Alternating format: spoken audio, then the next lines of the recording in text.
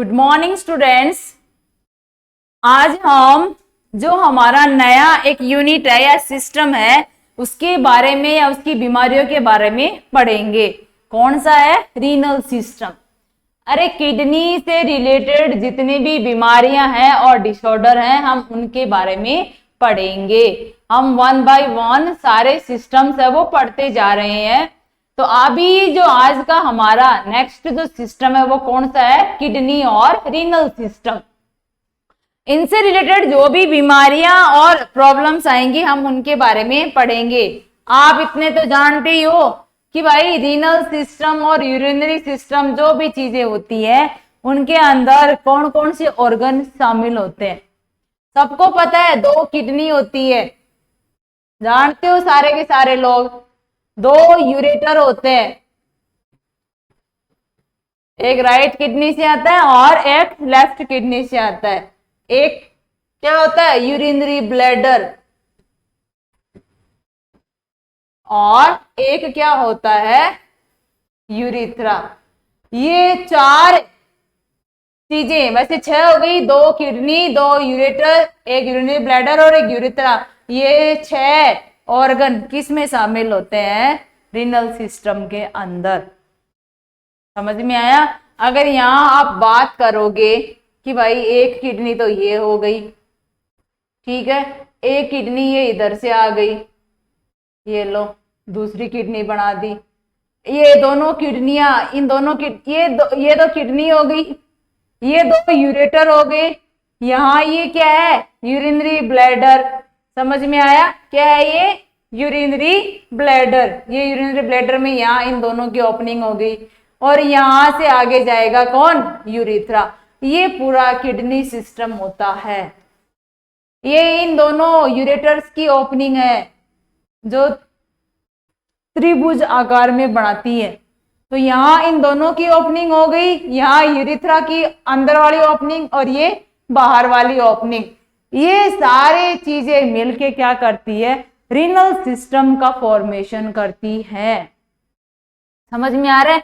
और इन्हीं की बीमारियों के बारे में, उनके मैनेजमेंट के बारे में आज हम डिस्कस करेंगे।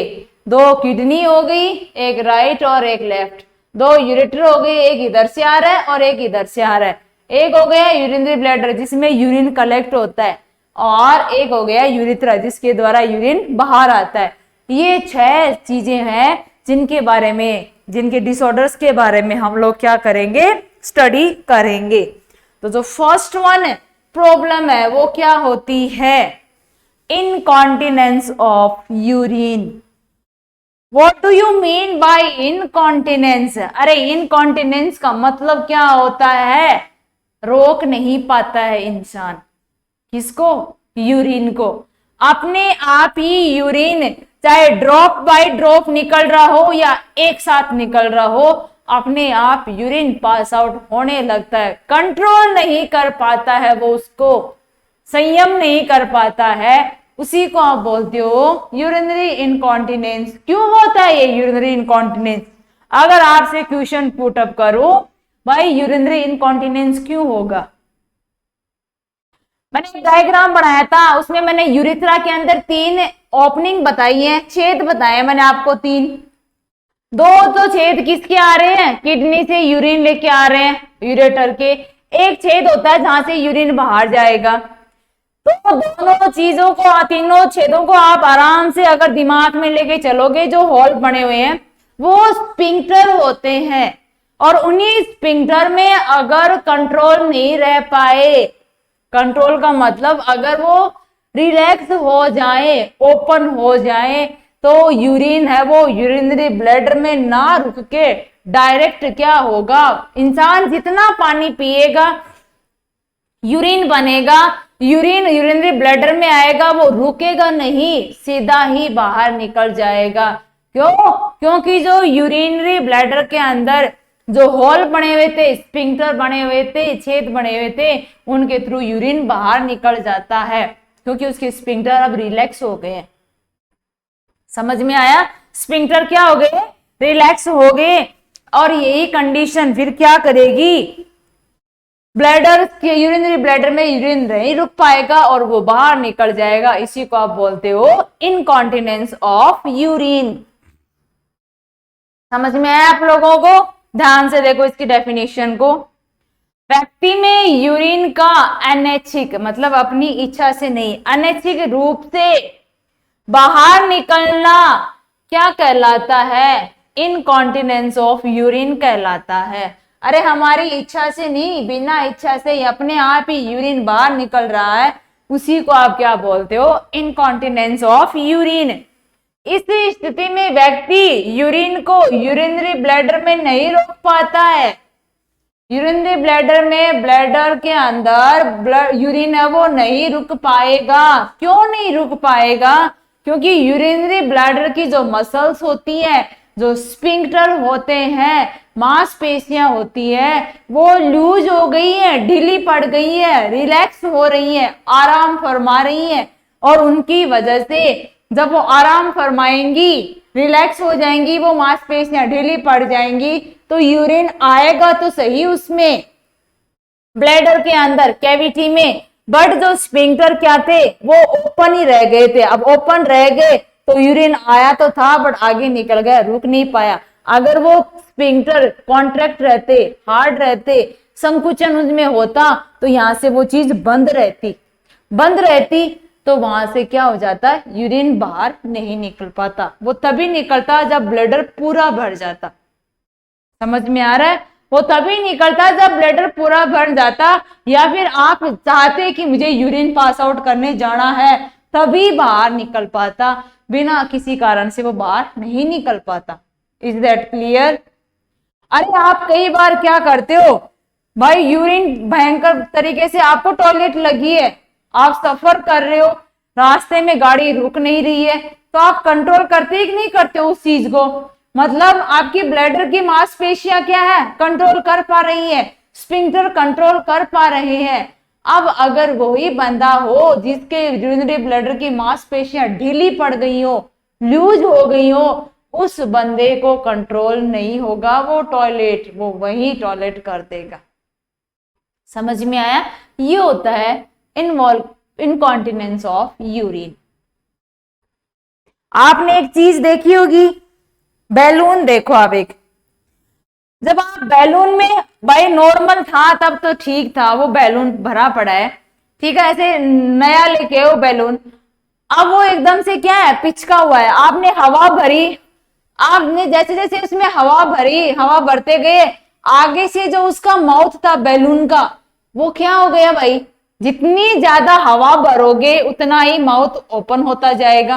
होगा कि नहीं होगा? समझ में आ रहा है आप लोगों को? बट वो जब तक आप उसको पकड़ के रखते हो साइड में, आपने मान लो बांध दिया है, तो हवा उस बैलून से बाहर नहीं जा पाएगी। बट अब अगर आपने तो समझ लो, वो जो गुब्बारा है, बैलून है, वो यूरिनरी ब्लैडर है, वहां जो माउथ था वो उसके स्फिंक्टर हो गए, उसके छेद हो गए हैं, वो लास्ट वाले यूरिथ्रा के। अब अगर वो छेद पिचके हुए नहीं रहते हैं, खुल जाते हैं अपने आप ही, तो यूरिनरी ब्लैडर से यूरिन सारा बाहर आ जाएगा। बट अगर वो चिपके हुए रहेंगे, पिचके हुए रहेंगे, तो ब्लैडर में पहले तो भरता जाएगा यूरिन, और जब आपको अर्जेंसी होगी, नीड होगी यूरिन पास आउट करने की, तभी वो स्फिंक्टर ढीले होंगे और यूरिन बाहर आ पाएगा। आई बात समझ में? ये हमारे शरीर पे ही निर्भर करता है, हम ही पे निर्भर करता है कि हम उसको कंट्रोल कर पाते हैं या नहीं कर पाते हैं। और ये इनकी शिक्षा कब दी जाती है? जब बच्चा 18 महीने का हो, उसी टाइम पे उसको टॉयलेट ट्रेनिंग देने लग जाते हैं। 3 साल के अंदर तो बच्चे को परफेक्ट बना दिया जाता है। भाई छोटा बच्चा है, बेड गीला करेगा, कपड़े गीले करेगा, उसको नहीं पता है, बट 18 साल की उम्र में बच्चे को उसकी माँ इस हद तक शिक्षा दे देती है। मतलब ऐसे, आपको पता है कई बार माए, भाई गांव से लोग वो बच्चे को सुसु करवाने के लिए वो एक अलग तरीके की विशल बजाती है, आप मुंह से एक आवाज निकालती है, जब वो आवाज करेगी तभी बच्चा क्या करेगा? यूरिन पास आउट करेगा। वो इसको ये आदत डाल रही है, हैबिट बना रही है। सोने से पहले उसको वो हैबिट करवाएगी, सुबह उठ के वो उससे वो हैबिट वहां से करवाएगी, दोपहर में करवाएगी, मतलब दिन का उसका टाइम डिसाइड कर देगी। वो बच्चा धीरे धीरे उस ट्रेनिंग के अकॉर्डिंग उसी टाइम पे यूरिन पास आउट करेगा और उसको कंट्रोल करना आ जाएगा 3 साल की उम्र तक। 3 साल की उम्र के बाद में कभी भी बच्चा कपड़े गीले नहीं करेगा।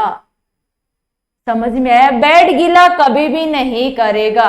5 साल की उम्र में तो वो रात में भी गीला नहीं कर पाएगा।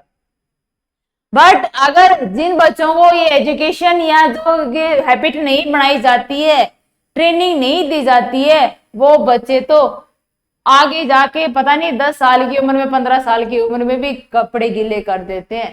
सुसु है वो अंदर ही निकल जाता है, क्योंकि उनसे कंट्रोल करने की क्षमता नहीं बन पाती, उनको हैबिट ही नहीं बनी थी। समझ में आ रहा है? और हैबिट बन गई थी तो उनमें कोई प्रॉब्लम आ गई है भाई, ब्लैडर के अंदर क्या हो गई है, प्रॉब्लम आ गई है। अब उसकी मांसपेशियां अच्छे से काम नहीं कर पा रही है तो भी दिक्कत आ जाती है। ये सिचुएशन क्या होती है? Incontinence of urine. अगर यहाँ पे क्या हो, कारण इसके टाइप देखेंगे हम लोग, किसके? यूरिनरी इनकॉन्टिनेंस के। तो मोस्टली ये 4 प्रकार से होता है इनकॉन्टिनेंस। एक होता है एन्यूरेसिस, इसे बेड वेटिंग भी कहते हैं। अरे मतलब बिस्तर गीला करना भी कहते हैं, किसको?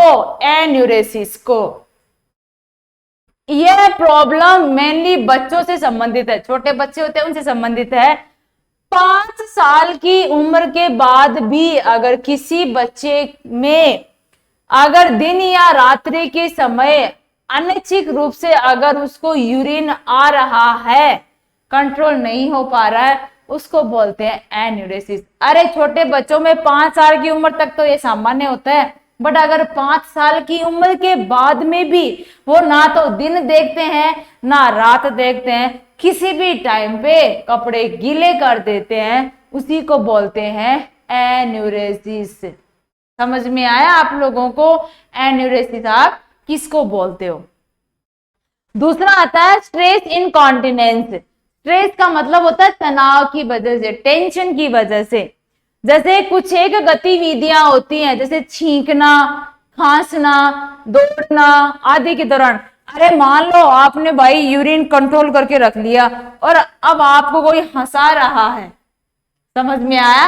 गाड़ी में बैठे हो, अब गाड़ी अचानक से ब्रेकर से ऊपर जाएगी, ब्रेकर को क्रॉस करके जाएगी, तो भाई साहब जो कंट्रोल कर रखा था यूरिन, वो क्या हो सकता है?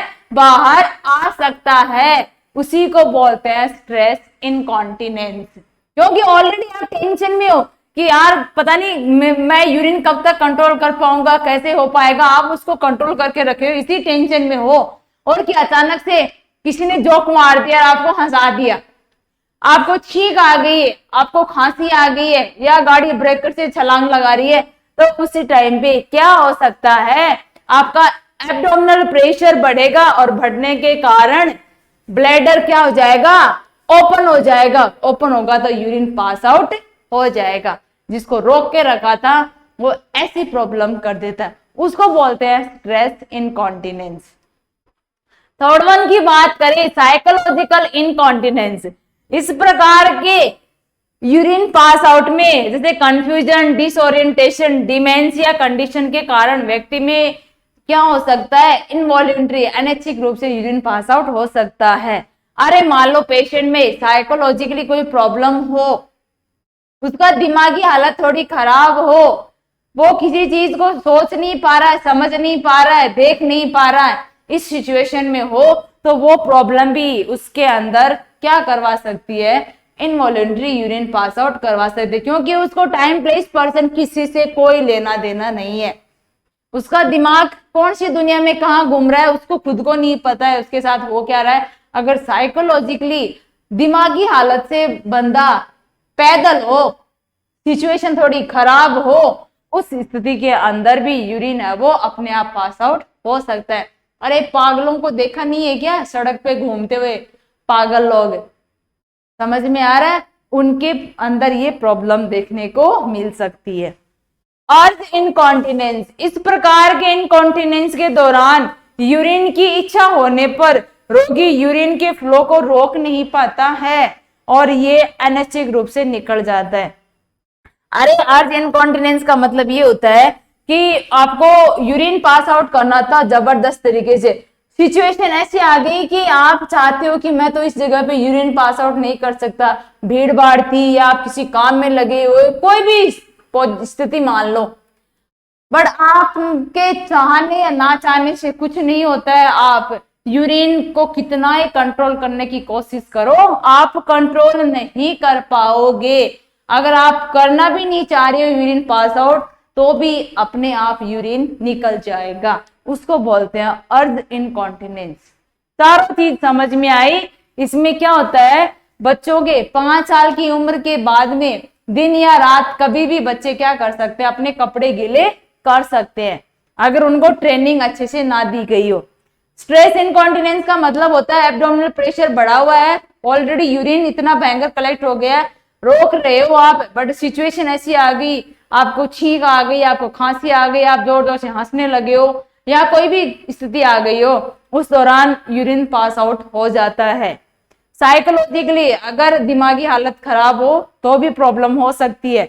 अर्ज इनकॉन्टिनेंस ना चाहते हुए भी अपने आप क्या होगा, यूरिन निकल जाता है। आप कंट्रोल कर रहे हो कि मुझे कंट्रोल करना है, मैं यूरिन पास आउट नहीं करूंगा, यहाँ पे तो भीड़ लगी पड़ी है, मैं कैसे करूं। अब यूरिन तो इतना भयंकर तरीके से पास आउट होने की स्थिति में है और आपने सोचा मैं इसको रोक लूंगा, बट रोक नहीं पाए और यूरिन पास आउट अपने आप ही हो गया। ये सिचुएशन क्या होती है, अर्ज इनकॉन्टिनेंस। चारों की चारों किसके टाइप है, इनकॉन्टिनेंस ऑफ यूरिन के। नेक्स्ट अगर यहाँ पे हम बात करेंगे कि भाई इसका मैनेजमेंट हम कैसे कर सकते हैं, किसका, इनकॉन्टिनेंस ऑफ यूरिन का। इनकॉन्टिनेंस ऑफ यूरिन का अगर हमें मैनेजमेंट करना है तो मैनेजमेंट के अंदर हम लोग क्या करते हैं, पहले तो हम उसको एक्सरसाइज करवाएंगे। अरे एक्सरसाइज का ये नहीं है उसको दौड़ना भगाना उठाना बैठाना नहीं, पेल्विक मसल्स की उसको एक्सरसाइज करवाएंगे जिसका नाम है कीगल एक्सरसाइज। और ये कीगल एक्सरसाइज नाम वहां जाके देखना, किस पे, आप नेट पे देख लेना या यूट्यूब पे वीडियो देख लेना, कीगल एक्सरसाइज किसको बोलते हैं। यहाँ पे उस पेशेंट को बोला जाएगा जब आपको यूरिन आ रहे हैं तो आप थोड़ा थोड़ा करके यूरिन पास आउट करो। भाई थोड़ा यूरिन कर लिया आपने, रोक ली, वापस मसल्स को कांटेक्ट करके आपने यूरिन रोक लिया, फिर वापस यूरिन पास आउट करो, फिर वापस कांटेक्ट करवाओ मसल्स को, यूरिन रोक लो, फिर वापस ओपन करवाया, यूरिन पास आउट हुआ, फिर रोक लिया। ऐसे मसल्स, इस एक्सरसाइज को क्या बोलते हैं, कीगल एक्सरसाइज। और ये किसकी होती है, पेल्विक मसल्स की एक्सरसाइज होती है। समझ में आया। जब आप इसका वीडियो देखोगे, गूगल पे सर्च करोगे, आपको अच्छे से समझ में आ जाएगी कीगल एक्सरसाइज किसको बोलते हैं। या आफ्टर प्रेगनेंसी, डिलीवरी के बाद में भी उस लेडी को बताई जाती है ताकि उसके ऑर्गन, अंग है रिप्रोडक्टिव वाले, वो वापस नॉर्मल स्थिति में आ जाए। और ये इनकॉन्टिनेंस ऑफ यूरिन में भी उनको बताया जाता है कि तो आप क्या करो, अनैच्छिक रूप से होने वाले यूरिन पास आउट को रोक सकते हो। किसके थ्रू, इस एक्सरसाइज के थ्रू, क्योंकि आपने रिलैक्सेशन और कॉन्ट्रैक्शन वाली एक्सरसाइज सीख ली है, उसकी वजह से आप यूरिन पास आउट होने से रोक सकते हो कुछ हद तक। पेल्विक मसल्स की एक्सरसाइज जैसे कीगल एक्सरसाइज स्ट्रेस इनकॉन्टिनेंस से ग्रसित महिलाओं में काफी लाभकारी रहती है। समझ में आ रहा है। ये महिलाओं के अंदर कीगल एक्सरसाइज बहुत लाभकारी होती है। इस एक्सरसाइज के दौरान पहले क्या करो, प्यूबोकॉक्सिडियस मसल्स को 10 सेकंड के लिए कॉन्ट्रैक्ट करो, मतलब सिकोड़ के रखो। समझ में आया। प्रेशर के साथ सिकोड़ के रखो, फिर 10 सेकंड के लिए इनको ढीला छोड़ दो, रिलैक्स कर दो। ऐसा एक बार में 20-25 बार या दिन में 3-4 बार किया जाना चाहिए। समझ में आ रहा है। एक बार में 20-25 बार और दिन में टोटल 3-4 बार अगर ऐसा करोगे तो कुछ हद तक आप इनकॉन्टिनेंस ऑफ यूरिन को रोक सकते हो। समझ में आया। दूसरा है ब्लैडर ट्रेनिंग। अर्ध इनकॉन्टिनेंस के मामलों में यह ट्रेनिंग काफी लाभकारी रहती है। इस ट्रेनिंग के द्वारा यूरिनेशन के मध्य टाइम को बढ़ाने पर फोकस किया जाता है। समझ में आ रहा है? अरे ब्लैडर ट्रेनिंग में यही होता है कि जब आप यूरिन पास आउट कर रहे हो तो उस दौरान आप क्या करो, यूरिन पास आउट कर लिया, फिर रोक लिया उसको, फिर कर लिया, फिर रोक लिया, फिर कर लिया, फिर रोक लिया। अब आप उसको रोक रहे हो, रोक के रखो कि कितने टाइम के लिए आप इस यूरिन को कंट्रोल कर सकते हो। ऐसे अगर उसको रोज ये ट्रेनिंग दी जाएगी, आज 5 मिनट के लिए रुका, कल 7 मिनट के लिए, परसों 10 मिनट के लिए, ऐसे करते करते जब आपको ट्रेनिंग मिलेगी, 1 महीने तक अगर आपको ट्रेनिंग मिल रही है तो आप अपने ब्लैडर के अंदर यूरिन को कंट्रोल करके रख सकते हो, उसको बाहर आने से रोक सकते हो 1 घंटे के लिए, 1.5 घंटे के लिए या 2 घंटे के लिए।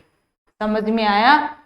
Is that clear? इसको बोलते हैं ब्लैडर ट्रेनिंग, क्योंकि ब्लैडर की मसल्स ही तो प्रॉब्लम में है, उन्हीं में तो लूजनिंग आ गई है, रिलैक्स वही तो ही है। तो जब आपको ब्लैडर ट्रेनिंग दी जाएगी कि हम ये नहीं कहते कि भाई आप एक ही पहले दिन में 1 घंटे के लिए यूरिन कंट्रोल करके रखो, नहीं, अगर 1 मिनट भी हो रहा है तो आप 1 मिनट करो एटलीस्ट, फिर दूसरे दिन फिर से कोशिश करो। दिन में ये कोशिश है, अगर आप जब जब यूरिन पास आउट करने जा रहे हो तो कोशिश करो कि मैं कब तक इसको कितनी देर तक रोक के रख सकता हूँ। तो ऐसे ऐसे रोज रोज टाइम बढ़ेगा तो ये क्या होगा, एक टाइम ऐसा आएगा कि आप यूरिन को अनैच्छिक रूप से पास आउट होने से रोक सकते हो। Is that clear? ये क्या हो गया मेडिकल मैनेजमेंट के अंदर। अगर यहाँ नेक्स्ट हम बात करेंगे तो कुछ दवाइयां भी हम इसके अंदर देते हैं, कुछ दवाइयों का भी हम इसमें यूज करते हैं। पहली है ऑक्साब्यूटाइनिन, इमिप्रेमिन, ये बच्चों के अंदर देते हैं सबसे ज्यादा। अरे ड्रग ऑफ चॉइस किसमें है? ये बच्चों में, चिल्ड्रंस में दी जाने वाली दवाई है इनकॉन्टिनेंस ऑफ यूरिन के अंदर, ये बच्चों में सबसे ज्यादा देते हैं। बाकी ऑक्सीब्यूटाइन, टोल्टेरोडीन और वेरापेमिल, ये दवाइयां हम सभी के अंदर देते हैं, जो क्या करवाती है, यूरिनरी इनकॉन्टिनेंस को होने से रोकती है। अरे मतलब ब्लैडर की जो मसल्स होती हैं उनको वो क्या करवाती है, कॉन्ट्रैक्ट करके रखती है, संकुचन वहां पे बना के रखेगी, जिसकी वजह से ओपनिंग नहीं हो पाएगी। समझ में आ रहा है? ब्लैडर की मसल्स को जो ढीली हो गई हैं उनको वापस नॉर्मल स्थिति में लाने का काम करेगी। तो ये दवाइयां किस में दी जाती है, इनकॉन्टिनेंस ऑफ यूरिन को रोकने के लिए। ट्रीटमेंट ऑफ अंडरलाइंग कॉज, अरे मान लो जो यूरिनरी इनकॉन्टिनेंस अगर किसी कारण की वजह से हुआ है, कोई ऐसी बीमारी थी जिसकी वजह से क्या हो गया, इनकॉन्टिनेंस ऑफ यूरिन, तो पहले उसको ठीक करो। मान लो यूटीआई हो गया था, यूरिनरी ट्रैक्ट इन्फेक्शन हो गया, या अंडरलाइन, जैसे कि कोई भी एप्रोप्रिएट ट्रीटमेंट, जैसे अरे किसी का भी यूटीआई हो गया, या प्रोस्टेट ग्लैंड के अंदर हाइपरट्रोफी हो गई है, यूरिथ्रा के अंदर संक्रमण हो गया है, ब्लैडर के अंदर संक्रमण हो गया है, किसी भी कारण से इनकॉन्टिनेंस हो रहा है, तो उस एग्जैक्ट अंडरलाइन कॉज को पहले पता करो, उसकी ट्रीटमेंट करो। ट्रीटमेंट करने के बाद हम इस कॉन्टिनेंस को क्या कर सकते हैं, रोक सकते हैं। तो पहले कॉज, कारण का पता करो, कारण का पता करके उस कारण को ठीक करो, ठीक करेंगे तो इनकॉन्टिनेंस ऑफ यूरिन अपने आप हो जाएगा। Is that clear? ये सारे क्या होते हैं, इनकॉन्टिनेंस ऑफ यूरिन के मैनेजमेंट। पहले क्या करो, वो चीजें, उससे एक्सरसाइज के लिए प्रेरित करो कि आपको कीगल एक्सरसाइज करनी है। ब्लैडर के लिए, ब्लैडर में उसको यूरिन को रोकने के लिए ट्रेनिंग दो, वो करेगा, दवाइयां देंगे, और लास्ट में जो कारण है उस कारण का पता करके उस कारण को ठीक करो और प्रॉब्लम से छुटकारा पाते हैं। ये सारा हम किसके अंदर पढ़ रहे हैं, incontinence of urine. Is that clear? ये सारी चीजें किसमें आती है, incontinence of urine. I think ये चीजें आपको समझ में आई होगी। बाकी क्लास हम लोग फिर से कंटिन्यू करेंगे। Thank you all of you.